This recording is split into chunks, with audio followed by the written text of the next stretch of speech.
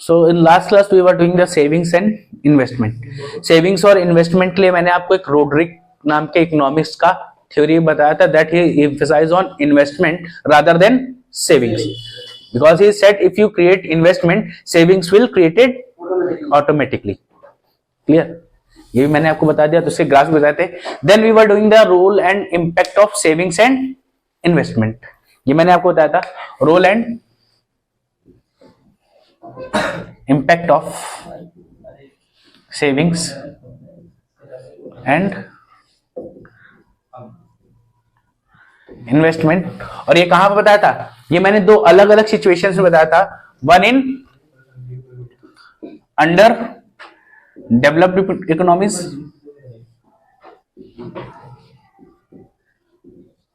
And another in developed economies. ये दो conditions में आपसे डिस्कस कर रहा था, that if under developed country is doing savings, अगर सेविंग्स करेगा तो सेविंग्स के दो कॉन्सिक्वेंसेस हो सकते हैं। If the savings are increase that it may reduce to it may tend to investment. वो कहां जाएगा? उस पैसे से हम इन्वेस्टमेंट कर सकते हैं, that mean investment will be increased. Investment भी बढ़ सकता है और क्या होगा, लेकिन हमने अपने पैसे क्या सेविंग्स ज्यादा कर ली तो हमारा कंजप्शन क्या होगा? कम होगा भाई, कंजप्शन कम हो जाएगा। भाई हम पैसा खाने की जगह बचाने पे ज्यादा फोकस कर रहे हैं। हमने क्या किया, दूध आता था घर पे, खाना आता था, तो हमने कहा दूध का बहुत ज्यादा नेसेसरी नहीं है, सिर्फ चाय के लिए हमें जरूरत पड़ती है, तो हमने दूध डेली लेना बंद कर दिया। सिर्फ जब चाय लेनी होगी तो बाहर से पैकेट वाला ले लेंगे। तो हमने अपने कंजप्शन में कमी की, कंजप्शन में कमी की तो सेविंग्स बढ़ी, सेविंग्स की तो हमने इन्वेस्टमेंट किया। अब इन्वेस्टमेंट किया तो इन्वेस्टमेंट बढ़ेगा तो क्या होगा? इन्वेस्टमेंट में lead to economic growth. Clear? ये बात तो समझे। अच्छा, कंजप्शन कम होगा तो क्या हो सकता है? और कंजप्शन में लीड टू, भाई जब लोगों के पास क्या होगा, हम आप लेना चीजें कम कर दोगे तो जो मार्केट में जो सामान होगा उसकी कीमत क्या होगी? बढ़ेगी या घटेगी? जब आप कोई चीज खरीदते नहीं हो तो उस चीज की कीमत क्या हो जाती है? कम हो जाती है। तो प्राइस क्या हो जाएगा? कम हो जाएगा। प्राइस कम होगा तो इससे क्या हो सकती है? इकोनॉमिक ग्रोथ भी कम होगी या नहीं होगी?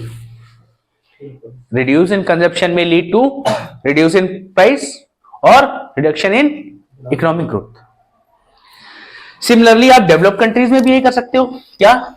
सेविंग्स होंगी, सेविंग्स बढ़ेंगी तो क्या हो सकता है? इन्वेस्टमेंट होगा, इन्वेस्टमेंट होगा तो इकोनॉमिक ग्रोथ बढ़नी चाहिए। वाइल अगर इन्वेस्टमेंट, अगर हमने सेविंग ज्यादा की तो कंजप्शन क्या होगा? कम होगा। और कंजप्शन कम हुआ तो इससे क्या? प्राइस भी कम हो जाएगा। प्राइस कम हुआ तो इकोनॉमिक ग्रोथ भी कम हो जाएगी। क्लियर? बट देखो, अंडर डेवलप्ड कंट्रीज में अगर आपने सेविंग्स बढ़ाई तो क्या होगा? इन्वेस्टमेंट बढ़ जाएगी और इकोनॉमिक ग्रोथ हो जाएगी।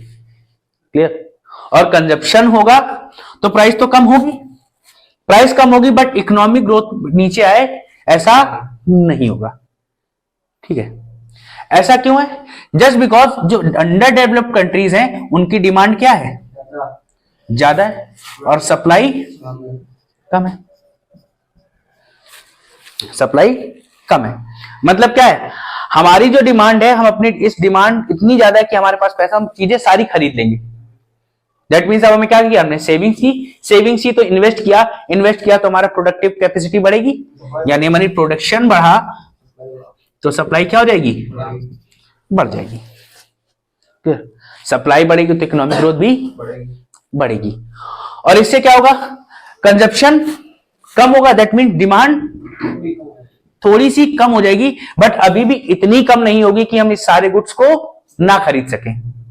We are still available, because हमारी इंडिया क्या है?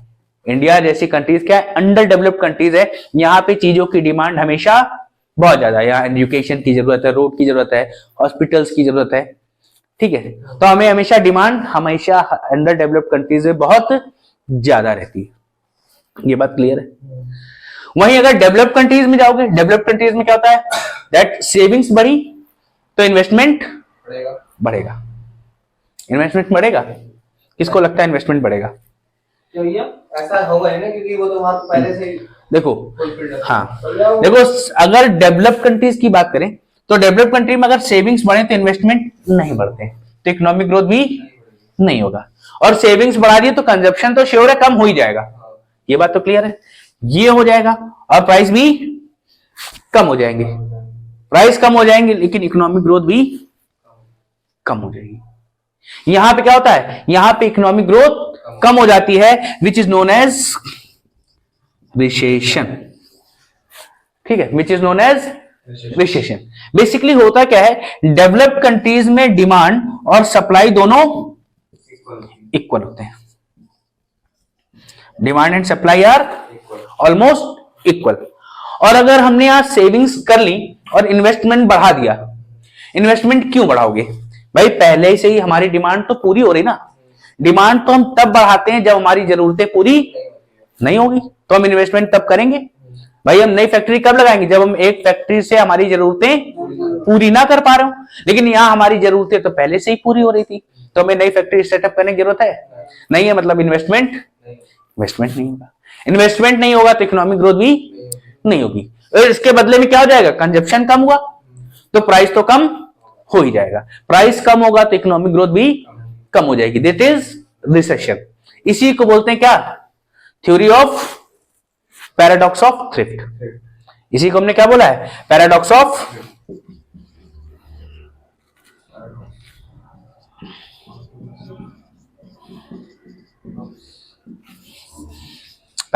Thrift of saving, sorry,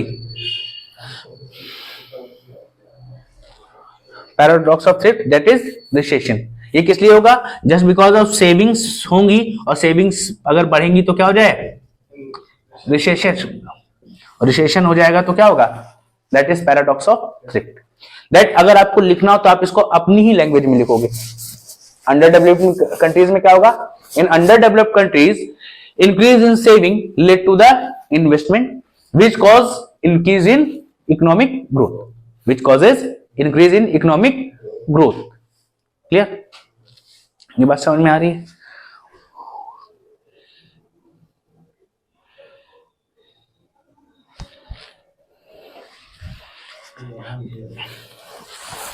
which causes economic growth, and while increase in saving reduces consumption, which may cause reduction in price, but it will not lead to declination in economic growth, but because in developing countries demand is so high, demand is so high that क्या होता है कि price कम होने पे भी लोगों को चीजें जरूरत रहती है।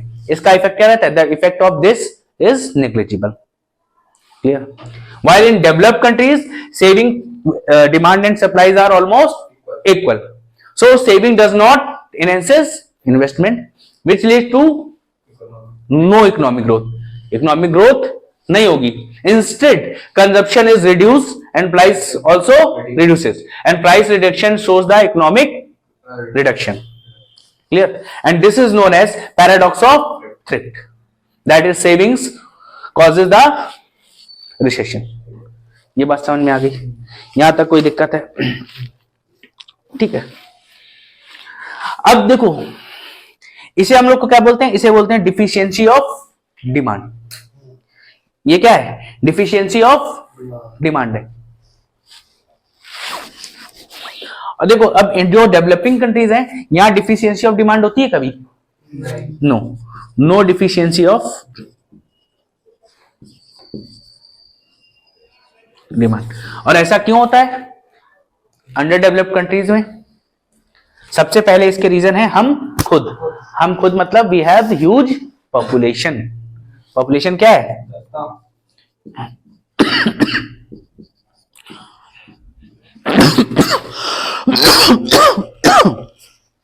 ठीक है, और क्या है, पॉपुलेशन ज्यादा है, प्लस हमारे यहाँ क्या है, बजटरी डेफिसिट होता है। मतलब सरकार के पास, जब हमारा इंडिया डेवलप आजाद हुआ था उस समय हमारे सरकार के पास बहुत ज्यादा पैसा नहीं था दैट इट में इन्वेस्ट इन डेवलपमेंट। तो सरकार ने क्या किया, पैसा उधार ही लिया था बाहर से, फॉरेन कंट्री से क्या लिया, उधार लिया या प्रिंटेड मनी लिया था, वो हम लोग बाद में बात करेंगे, ठीक है। तो क्या है, budgetary deficit for economic development. Clear, ये बात समझ में आ गई।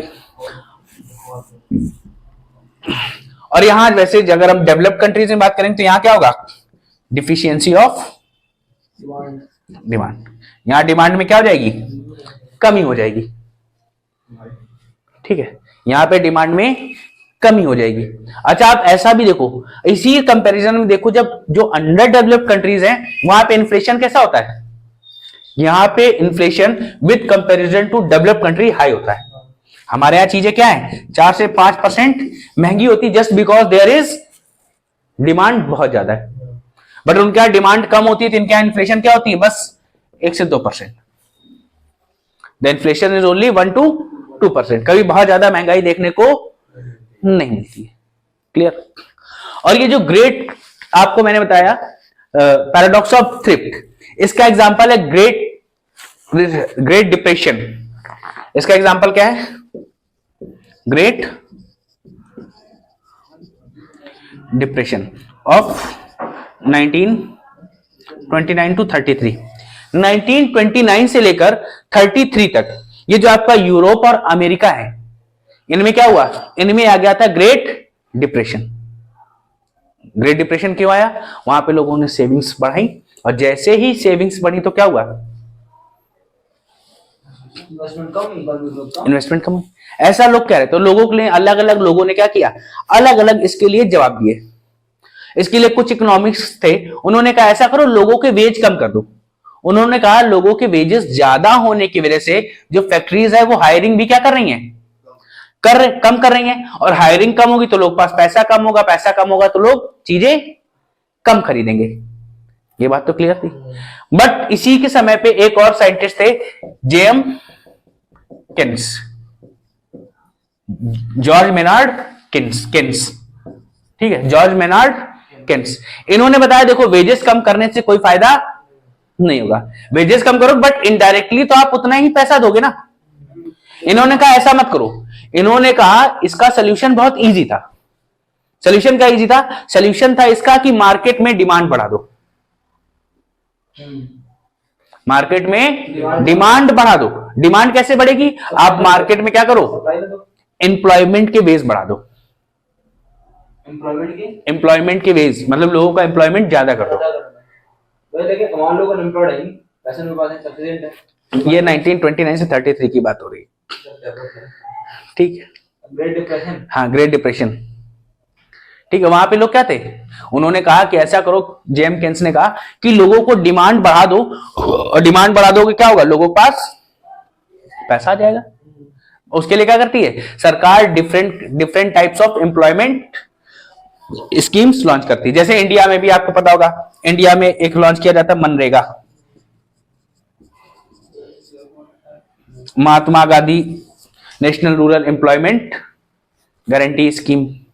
मनरेगा, हाँ नरेगा हो गया वो वही है, महात्मा गांधी वो पढ़ते हैं, हाँ हाँ मनरेगा ही है, नरेगा नहीं है, महात्मा गांधी पूरा नाम है, पढ़ते हैं लोग।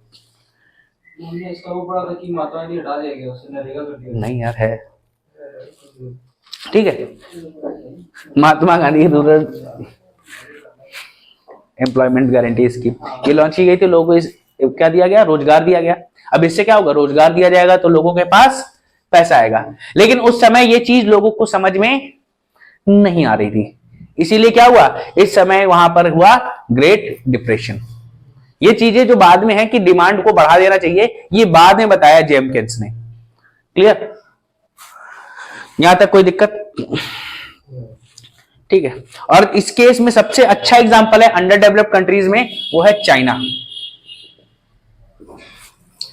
चाइना ने लास्ट 3 डिकेड्स में क्या किया है, 9 to 10% की ग्रोथ रेट अचीव की है, 9 to 10% ऑफ ग्रोथ रेट। इसका एक रीजन क्या था, इनका इन्वेस्टमेंट कैसा था, हाई इन्वेस्टमेंट बहुत ज्यादा था। और इनके यहाँ क्या है, इनके यहाँ इन्होंने कहा कि डिमांड अगर आप सप्लाई क्या करो, डिमांड अगर कंट्री में ज्यादा ना हो तो क्या कर दो, कंट्री के बाहर भेज दो ना सामान, एक्सपोर्ट कर दो। एक्सपोर्ट कर दो। और चाइना ने सबसे ज्यादा फोकस किया एक्सपोर्ट पे, उधर से कमाया। हाँ एक्सपोर्ट किया भाई, जो हमारे पास सरप्लस बचा ही नहीं कभी। हमने कहा कि हमेशा सारा सामान तुरंत भेज दिया, बाहर भेज दिया, तो क्या हो जाएगा, डिमांड बढ़ जाएगी। डिमांड बढ़ गई। हमारी डिमांड, जो हमारा सामान बच रहा था वो हमारे पास कभी बचा ही नहीं, तो कभी चाइना में रिसेशन जैसी कंडीशन दिखाई नहीं दी थी। और वहां पे एक चीज और थी, यहाँ पे हाई इन्वेस्टमेंट था और लो इंटरेस्ट रेट थे। भाई लो इंटरेस्ट रेट होंगे तो भी क्या होगा, लोग पैसा ज्यादा लगाएंगे। भाई आपने पैसा लिया और ब्याज आपसे कम लिया जा रहा है तो क्या होगा, आप ज्यादा पैसा लोगे, भैया और दे दो, हमें ब्याज इतना ही देना है। तो clear. so that we can say the saving is the source of income। और देखो जनरली जहां पे ग्रोथ रेट हाई होती है, क्लियर, जहां पे क्या होती है, ग्रोथ रेट हाई होती है, वहां पे इन्फ्लेशन भी ज्यादा होती है। But China is paradox to high growth rate inflation. China में ग्रोथ रेट हाई थी बट इन्फ्लेशन नहीं थी, बिकॉज यहां पे क्या हो रहा था, वो अपना जो प्रोडक्शन था वो बाहर एक्सपोर्ट कर रहे थे। क्लियर, ये बात समझ में आई, क्लियर, यहां तक कोई डाउट है किसी को, साफ कर दो। तो पैराडॉक्स ऑफ थ्रिफ्ट समझ में आ गया, ये आप अपनी लैंग्वेज में पूरा का पूरा लिख लोगे, इससे आपका काम हो जाएगा। दोनों एग्जाम्पल बता दिए मैंने। एक एग्जाम्पल क्या है, great depression in Europe and America 1929 to 33। यहां पे क्या हुआ, वहां लोगों के बीच में डिमांड ही नहीं थी, और डिमांड ना होने की वजह से क्या हुआ, प्राइस गिरा, economic growth Giri.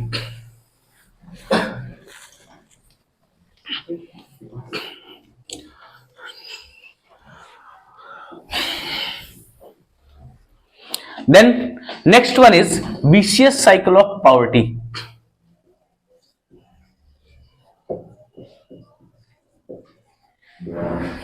Vicious cycle of poverty। और ये जो किसने दिया है, it is given by professor ranger नर्क्स। It is given by professor ranger नर्क्स। इन्होंने बताया poor countries are poor because they are poor।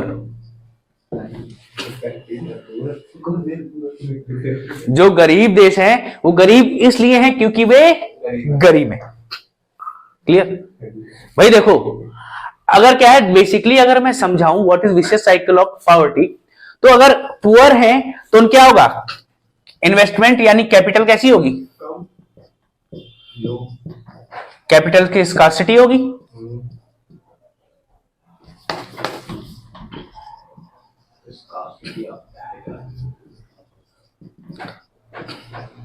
Scarcity of capital, और कैपिटल कम है तो प्रोडक्टिविटी भी कैसी होगी, लो प्रोडक्टिविटी।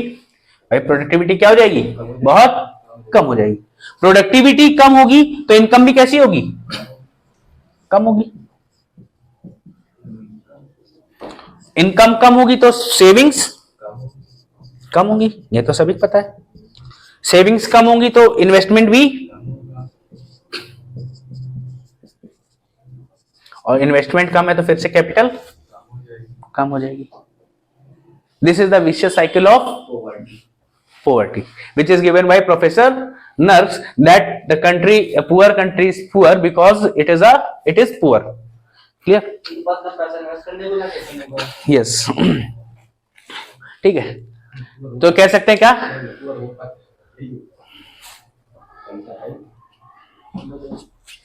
तो we can say that it is a group of force which acts in cyclic manner, and to keep a poor country poor। It is a group of force which acts together to keep a poor country poor. ये तो उधार भी मिलते हैं. This is vicious cycle of poverty given by Professor Ranger Nurks. Clear? ये बात समझ आया?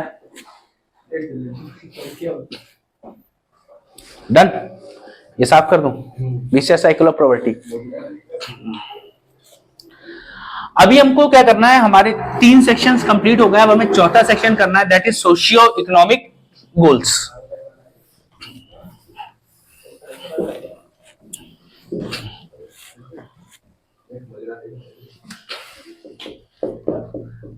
Socio economic goal set global level. Socio economic goal set global level. तो आजकल आप लोग जो पढ़ते हो सस्टेनेबल डेवलपमेंट गोल्स पढ़े, लेकिन एसडीजी के आने से पहले क्या चलता था? इससे पहले चलता था MDG, that was millennium development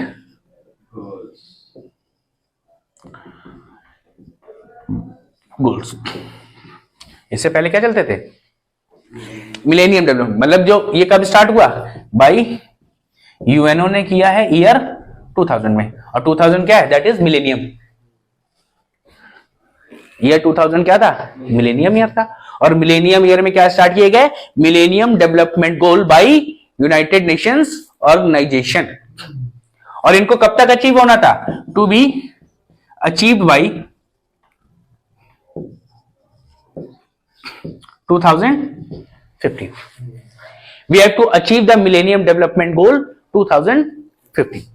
अब देखो मिलेनियम डेवलपमेंट गोल्स है क्या. इनके लिए आपको 3 कंडीशन बताता हूं. अगर किसी को मैं ए ग्रेड दूं, दैट मीन्स अचीव. अगर मैं किसी को बी ग्रेड दे रहा हूं, that is partially missed. Develop better हुआ है बट अचीव नहीं हो पाया. और अगर मैं किसी को सी देता हूं, दैट इज मिस्ड. क्लियर? ये 3 चीजें. तो सबसे पहला एमडीजी में था, डेट वाज पॉवर्टी रिडक्शन.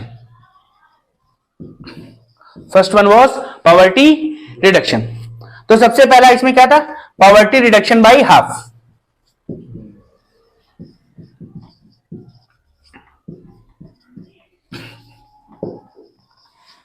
हमें क्या करनी है? लोगों की आधे से ज्यादा गरीबी दूर. आधी गरीबी तो हमें दूर कर ही देनी है. क्लियर? ये बात समझ? That we have to reduce poverty by half. और इसमें हमने अचीव किया ए. इसमें हम पॉसिबल हो गया.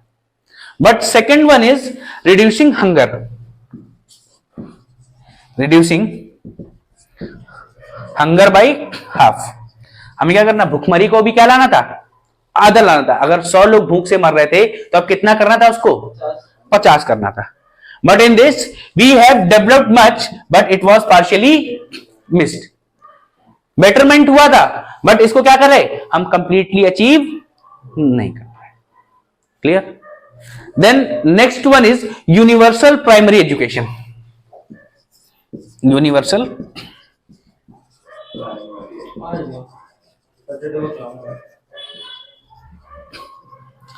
Primary education. Universal primary education में बहुत ही स्लाइट मिस किया हमने, that we have achieve primary education. But क्या हुआ? थोड़ा सा मिस हो गया, that we will give B plus. Grade अच्छा था बट कहते हैं ना कि 100 थे और आपके मार्क्स कितने हैं? 95 मार्क्स है तो बहुत अच्छा था, लेकिन थोड़े से ज्यादा रहते क्या दिक्कत थी? It was partially missed. Then again is third one is promote gender equality. Promote gender equality. और जेंडर इक्वलिटी में क्या है? First one is primary education. Primary education में तो हमने क्या कर लिया? अचीव कर लिया. जेंडर इक्वलिटी में हमने विमेंस का भी एनरोलमेंट बढ़ा लिया, ऑलमोस्ट मेंस के बराबर हो गया. बट हुआ क्या कि जब वर्क की बारी आई, प्राइमरी एजुकेशन तो अच्छा था बट हायर एजुकेशन अभी भी वुमेन्स का बहुत अच्छा नहीं हुआ, तो वर्किंग कंडीशन वुमेन्स की अच्छी तो होंगी नहीं. तो here we get C. Clear? यहाँ पे क्या हुआ, विमेन्स को अभी भी इक्वली वर्क करने का मौका नहीं मिला due to lack of higher education.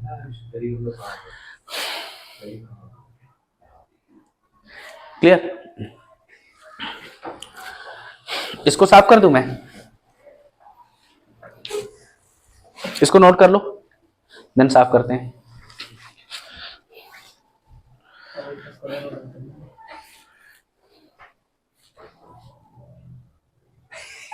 अच्छा ये याद रखिए, जो आपके एमडीजी है, एमडीजी में आपके 8 गोल्स और 18 टारगेट थे। It has 8 goals and 18 targets.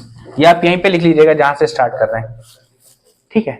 MDG has 8 goals and 18 targets. अब इसको नोट कर लो।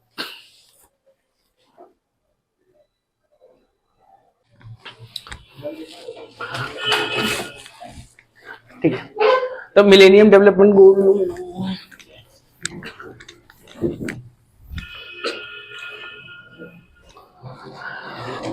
Third one is fourth, reduction in child mortality rate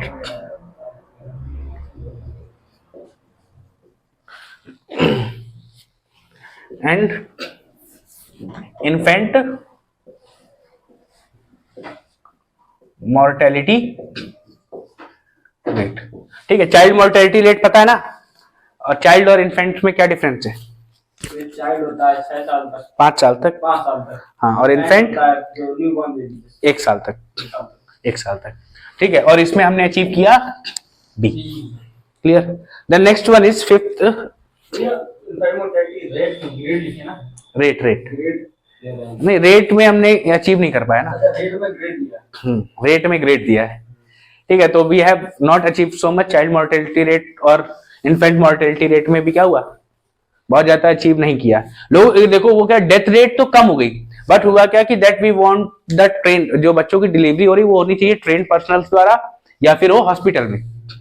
तो ट्रेन पर्सनल और हॉस्पिटल्स में तो हो रही थी, लेकिन उस रेशियो से नहीं। लोग डेथ रेट कम हो गया था, but they were born in home. Clear? Then next one is improve maternal health.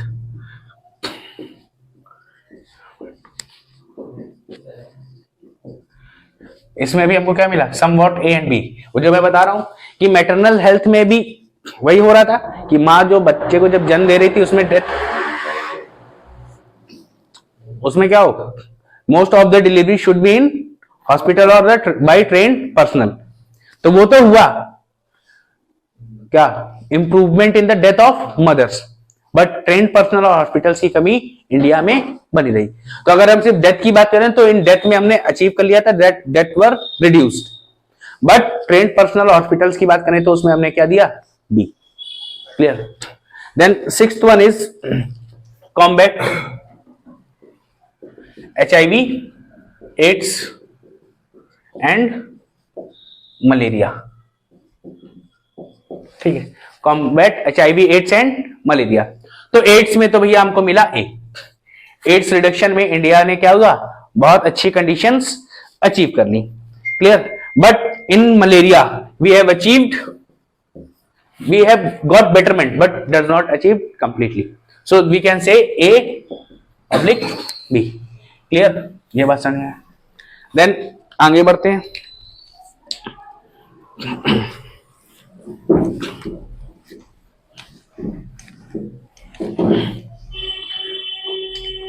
Seventh one is environmental sustainability. Environmental sustainability में क्या था, सबसे पहला फॉरेस्ट कवर में हमको मिला बी। इंडिया में डिफॉरेस्टेशन बहुत तेजी से हो रहा है। क्लियर? तो क्या हो रहा है, तो फॉरेस्ट कवर भी कम होगा, और हम जितने प्लांट लगा रहे हैं तो उससे उतनी तेजी से अचीवमेंट नहीं हो रहा है। देन ड्रिंकिंग वाटर अवेलेबिलिटी में भी हमें क्या मिला, बी। आज भी इंडिया में बहुत जगह क्या है, पीने के लिए पानी क्या है, अवेलेबल ठीक से नहीं है। क्लियर? देन क्या है, sanitation we have achieve C. Because in India open defecation is so popular. लोग खुले में जाना अभी भी पसंद करते हैं, और उस समय भी बहुत ज्यादा था। और एक वर्ल्ड WHO का मानना है कि जो लोग, जिन फैमिली में लोग ओपन डिफिकेशन करते हैं, उनका मंथली खर्चा 50,000 रुपए हेल्थ में जाता है। मंथली 50,000? वो 50,000 रुपए हेल्थ में लगाते हैं वो लोग पैसा। क्लियर? और इंडिया में ओपन डिफिकेशन बहुत ज्यादा ही था, तो जिसकी वजह से क्या मिला, we achieved grade C, that we have missed this issue. Then last one is partnership for development.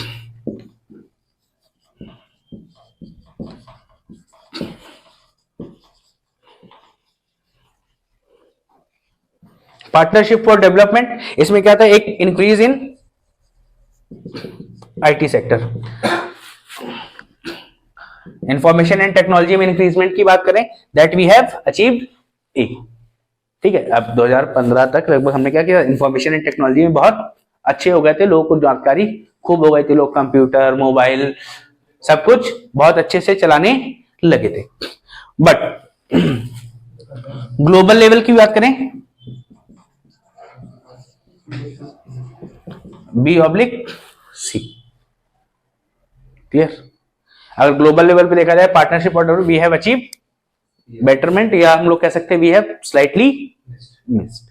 Okay, so this is all your Millennium Development Goal, which have 8 goals and 18 target started by UNO in year 2000 and should be achieved in up to 2015. 2015 तक इन्हें achieve करना था, and it has 8 goals. First one is poverty reduction by half, then in which we have achieved A, but in hunger reduction we have achieved B. We have to reduce hunger by half, in which we have achieved B. Then next one is universal primary education, in which we have achieved B+. हाँ. Then next one is gender equality की बात करें तो primary education में तो हमको A मिला, women's और मेंस का जो रेशियो था that was much improved, so that we have achieved.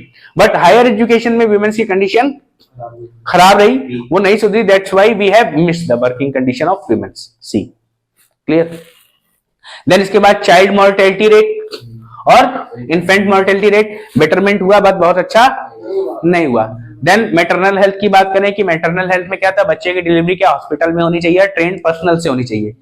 ये भी क्या हुआ, डेथ रेट तो कम हुआ, बट हॉस्पिटल और ट्रेंड पर्सन नहीं अवेलेबल थे। So that's why A and B. Combat with HIV, AIDS and malaria. AIDS तो इंडिया में आज की डेट में बहुत ना के बराबर, because there is lot of awareness. Clear? और क्या है, मलेरिया में अभी भी कुछ जगह हम लोग मलेरिया रहता है तो क्या B मिला। Then environmental sustainability, forest cover में भी अचीव्ड B, ड्रिंकिंग वाटर में B, सैनिटेशन में ओपन डिफिकेशन बहुत ज्यादा था इंडिया में, इसकी वजह से क्या C अचीव किया।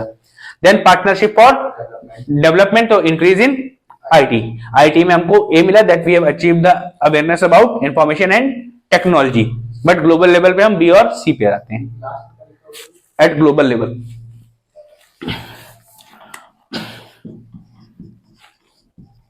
अगर इंडिविजुअली देखा जाए तो A मिला हमको, हाँ, बट ग्लोबल लेवल देखा जाए तो हम B और C पे हैं, अचीव्ड है बट दैट नॉट बट, ये 2015 तक की कहानी है। Clear? So that's how we have completed Millennium Development Goal and role of savings and investment. From tomorrow onwards we will continue with the Sustainable Development Goals. ठीक है? Clear? So that's all for today.